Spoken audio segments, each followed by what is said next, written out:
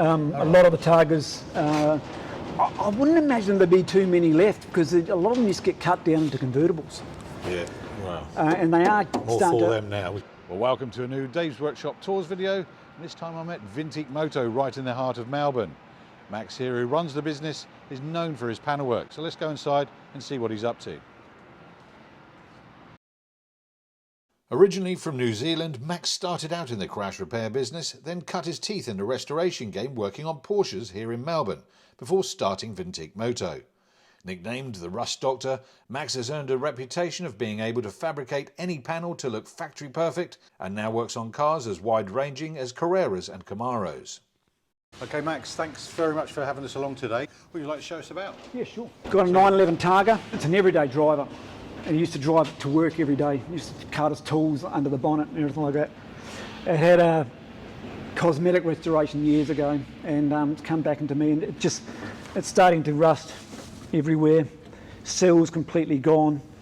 And he thought it was just going to be the front fenders, needed a little bit on the bottom of the doors, but then we found that the fenders on the other side were welded onto the sill, and the sills were just and behind the side moulds were completely rotten all the way through. So it's an Australian car. It is a right-hand drive car. Right. Is that common on a Porsche of this vintage to suffer that kind of rot? Not really. I don't know if it's an English delivered one, but it doesn't seem to have gone past in here. I mean, everything we took off the car, we've got new panels to go on, but the panels we took off just seem to be rusty between the outer and the inner there. I don't know if I've got that panel lying around somewhere. So I've had the here's the other. So they're all starting to rot out between these two layers, and it was the outer that was rusty as well, and this as well. But on the inside, it's nice and clean. So he's been lucky on that respect. Yeah. But the other side, different matter. But it wouldn't be long until it'll start to creep out, so better off the... So I've had the owner, I know the owner quite well, and he's been coming in and doing a bit of work on it himself and trying to save a little money. I do let the owners come in and work on the cars. I had to fabricate all the bottom of this, make all that up. Usually that has a cutting. I didn't have to put that in there because that's usually only if you're running an oil cooler to the front, but it does help hold all of the outer goes onto that. Obviously once that other inner piece goes in. A lot of the Targas, I wouldn't imagine there'd be too many left because a lot of them used to get cut down into convertibles. Yeah. Wow. And they are more starting for to, them now because the Targa, well, exactly. Nobody wanted Targas. Nobody wanted a Targa. No, I don't know why. Always preferred a Targa. I think maybe it's because I knew I'd be able to have that little bit of room for me. Oh, yeah, exactly. But yeah, I could never understand all through the 90s if you ever mentioned that you were more into Targas than a coupe. They used to seem to think it was a girl's car or something like that. Yeah, but bloody hell, I just think that bar just oh, beautiful. Don't know. Oh yeah, I mean it has helped that they have done a reinterpretation of the Targa on the new cars. All right, what else we got? Let's have a look. Got another it's a 912 Porsche. Ah, this one's a special bit of work. It's going to be a little bit special, yeah, because this one's actually going electric. Yes, I said to him you could probably lose a bit of space in the back and put extra batteries in, but he's got a young family, and he wants to put his family in it, so he wants to hide all the batteries in certain places. Right, okay. And who decides on that? Obviously weight distribution for... Well, you'd want that, wouldn't you? Yeah, exactly. So the company, what's the name of the EV place in Williamstown? Something Jaunt EV or something like that? Something like that. They do a lot of Land Rovers. Yeah, Land Rover's their speciality. Yeah, exactly. Yeah. So I don't know. I'm going to try and build something that looks like a fuel tank, but it'll be holding the batteries instead under the front. It's actually quite a dry car. It's an American import, so she's left hooker. It's got a few little rust issues, but it's not as bad as the 911. The sills are really good from what we can see, and from what I stuck a camera down and it looked really good through there. It does have rust issues up high, which usually means it's come from a hot climate in America. because you get sweating and everything like that happening in certain areas around the windscreen and up in certain areas where water drips down, broken seals, stuff like that. But the bottom was quite dry apart from the floor. Seals are good. The floor had already been played with and cut up and chopped and changed. So we've got new sections of floor to go in.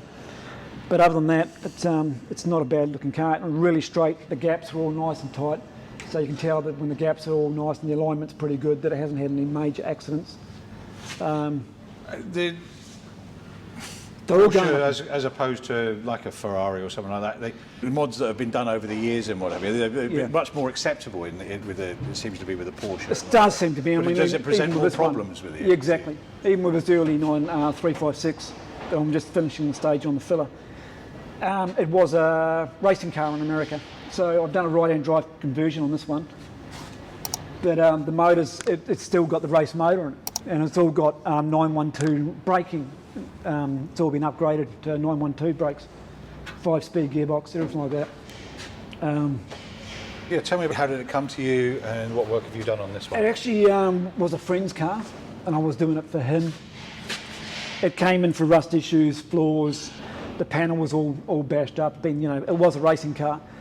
The front nose had been cut off another car and had been welded onto this car 40mm short.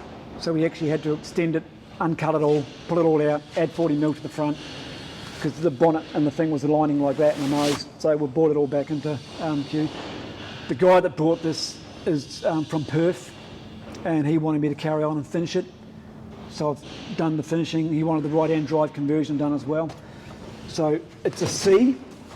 Usually on the Cs what they do is put a B tank in it.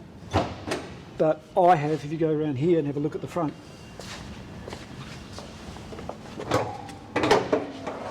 I've actually retained the C tank. And I've changed all the steering in the every other component for the handbrake and everything like that over. So that was here. That was the access for the steering box. So that's that shape there, and that was way over there. So all I've done is just moved the whole tank over, fabricated that up to look like the same as it was on the other side, and made a new lid to go on there to cover the steering box, and fabricated all this to look the same as standard, to hold the battery. Just pretty much flipped everything over to the other side.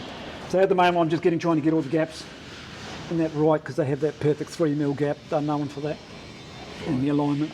As I said, it was chopped through here, and everything was put back in the wrong place. This guy's going a little bit outlaw with this, which is sacrilege to some people. He's going the odd rally spotlights and, no bumpers. All the holes are filled up.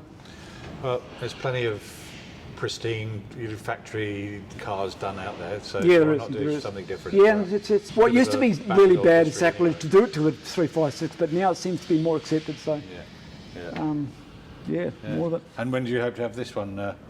Well, I'm just on the final stages now, and then I'll send it off to get painted, and hopefully I'll get it back soon. Okay. So, but now it's just down to the final little things, getting it all right.